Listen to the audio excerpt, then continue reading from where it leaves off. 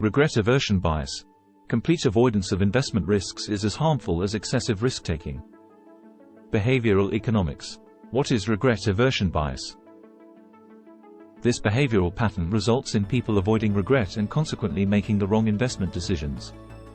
For example, an investor who has experienced losses in asset allocation is likely to abstain from active investing for some time, intimidated by the fear of making the wrong decision again.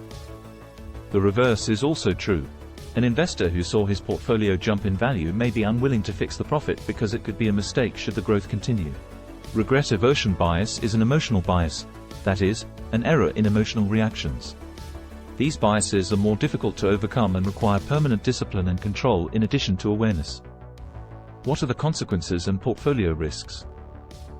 This behavioral finance bias typically manifests in staying too long in both losing and winning positions. Investors abstain from selling losers to avoid admitting that they made a mistake in risk analysis and thereby avert the associated regrets.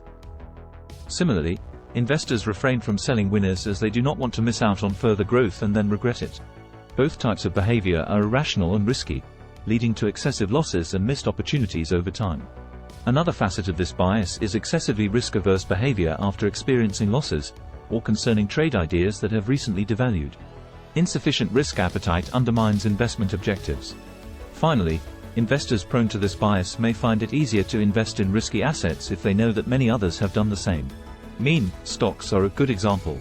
Here, investors feel that their investment decision is good because many other investors have invested too. As such, even if it turns out to be a poor decision, they will not be alone in regretting it, which in theory, may alleviate some of their remorse. What can I do to make my portfolio optimal? Regret aversion bias is widespread among investors. The good news is that experienced, risk-aware, self-disciplined investors are less prone to its adverse consequences. Key to overcoming this bias is spotting its manifestations, which are centered on the fears associated with making investment decisions. Among these are the general unwillingness to invest in risky assets, even if they suit your investment risk tolerance, as the chance of making a bad decision is higher. Fear of making a mistake results in taking no action at all, and holding a position for too long while incurring losses may trigger fears of investing altogether. No decent return comes without risk, and risk avoidance is as harmful as excessive risk-taking.